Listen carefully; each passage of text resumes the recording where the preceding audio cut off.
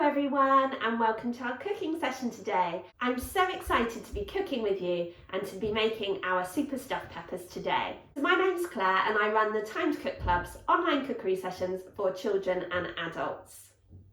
So today we're going to be making one super stuffed pepper which would make an ideal lunch. Before we start, you need to go and ask your grown-up to preheat the oven to either gas smart 6 or 200 degrees or 180 degrees if you're using a fan oven.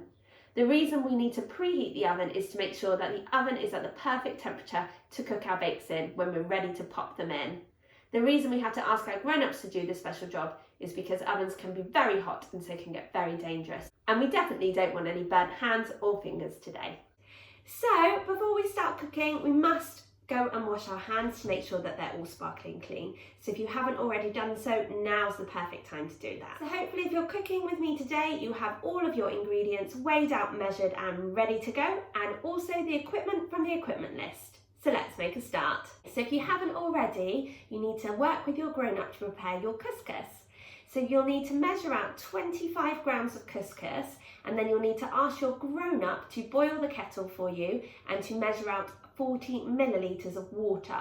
Don't add the water to the couscous just yet, because you'll also have to cut up a quarter of a stock cube. So that's cutting a small stock cube into 4 pieces and then adding one of those pieces, 1/4 of a stock cube, into your boiling water with your grown-up's help, and then your grown-up can give the stock cube a good stir in the water with a spoon until the stock cube dissolves.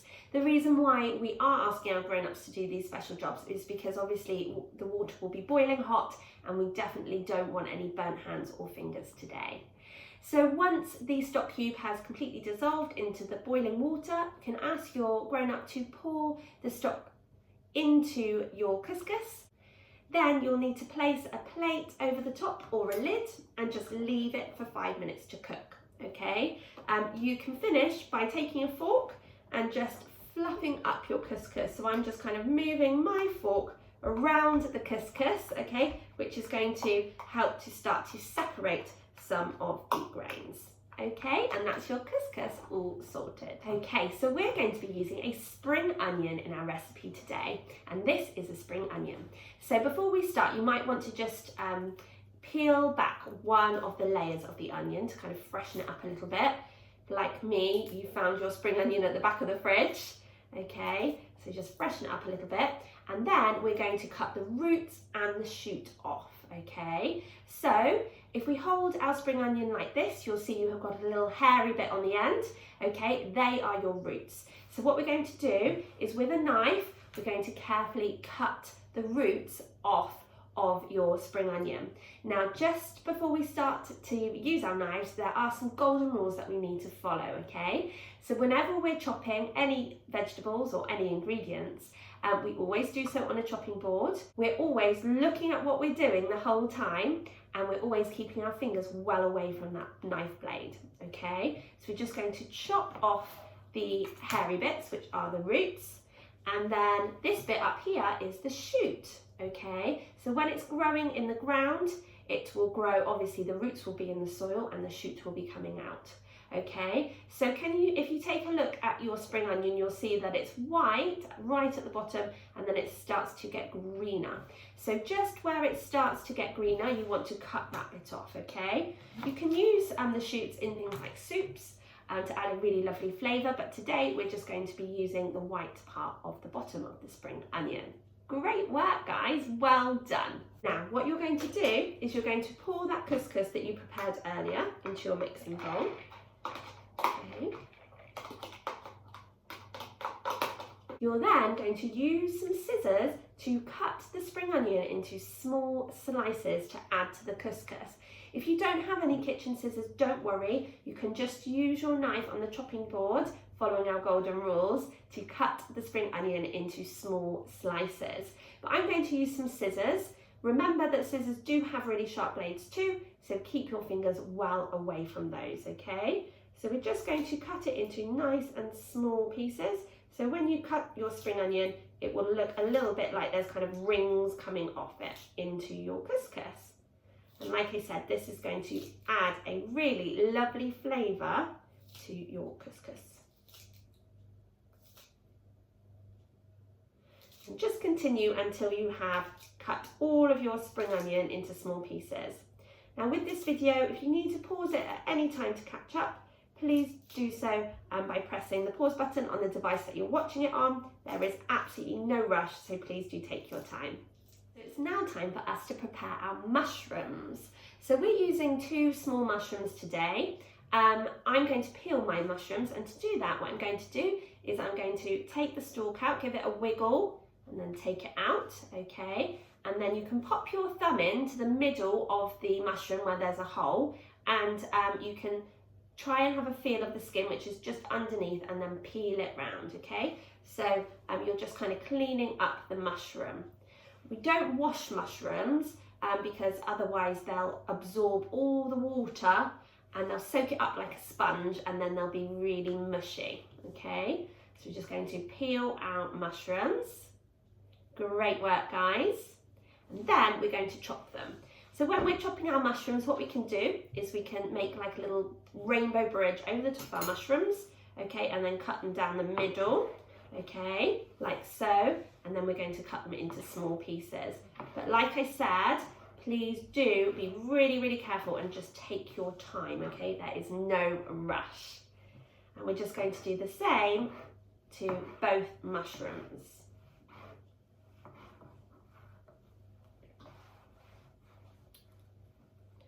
And again, we're going to make that lovely rainbow bridge over the top, and then we're going to cut the rest of the mushroom into small pieces.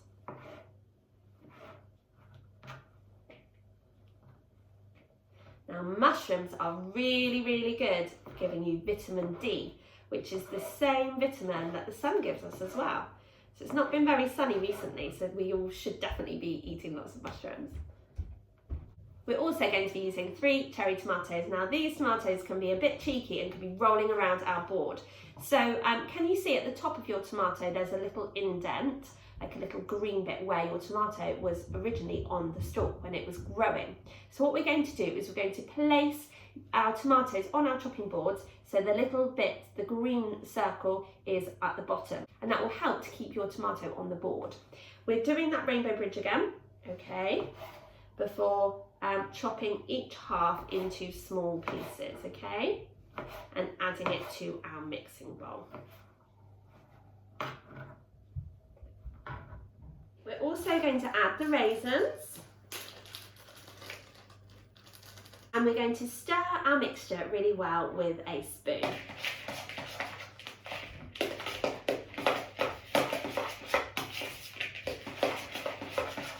Until all of those lovely ingredients have been mixed in together like this. If you're using parsley, then you can get your herb and you can get your scissors and you can gently snip the parsley into small pieces and add it to your bowl.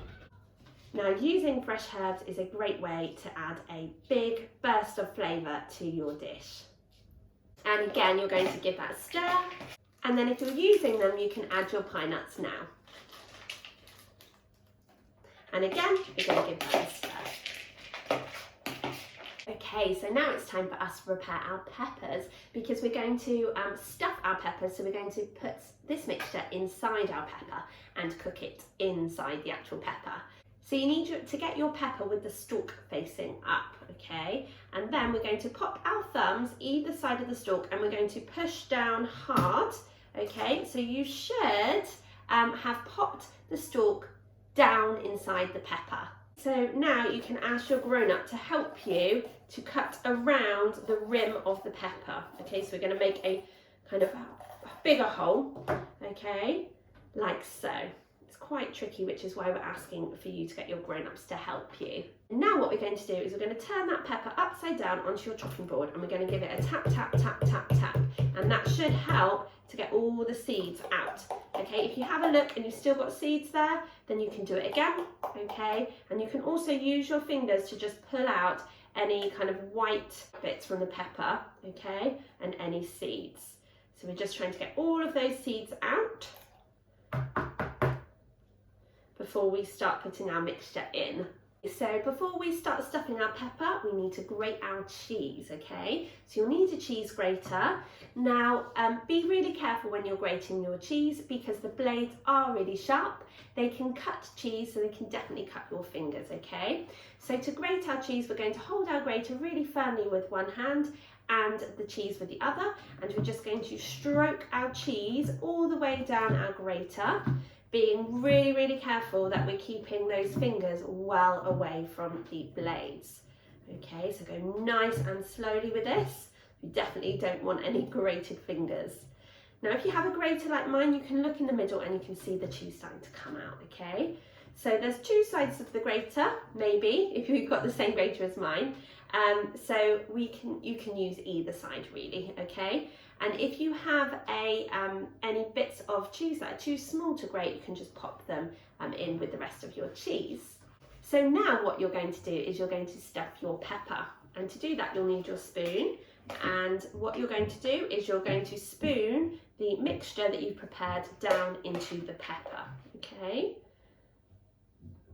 And you can use the back of your spoon to gently pat it down, okay, so that you know that you're filling up the whole pepper, okay? You do need to leave a little bit of room at the top because that's where you're going to pop your cheese, okay?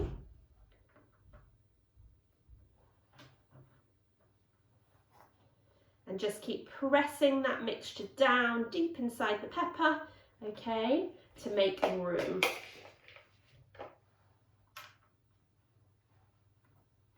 Okay, great work. So once you've stuffed your pepper, you can then get your cheese and you're going to pop your cheese into the top part of the pepper.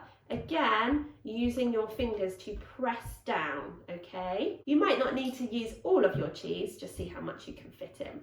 So you need to wrap your pepper in tin foil, like so, okay? So that it's completely covered. Keep it standing the right way up, otherwise all the cheese will fall out. And then you're going to pop it onto a baking tray. Now what you need to do is you need to go and ask your grown-up to pop your pepper into the oven to cook for 20 minutes. After 20 minutes, grown-ups, what you're going to do is you're just going to peel back the top of the tin foil so you can see the cheese, and you're going to cook it for a further 7 to 10 minutes until the cheese is lovely and golden brown on top and bubbling. Okay, but this is definitely a job for grown-ups because ovens can get very hot and so can be very dangerous. Okay, so join me back here once your stuffed pepper has been cooked and we can look at them together. Welcome back. So here we have our super stuffed pepper, and you can just garnish it with a little bit of fresh parsley on top if you'd like. Well done, guys. I'm sure your stuffed peppers look absolutely incredible. I really hope that you enjoyed joining in with me, but more importantly, I hope that you enjoy eating it and sharing it with your family. So if you've enjoyed your cooking session today, you can find out more information about Time to Cook on our website, www.timetocook.uk. Have a super lovely rest of your week and keep being absolute superstars. Thanks so much. Bye.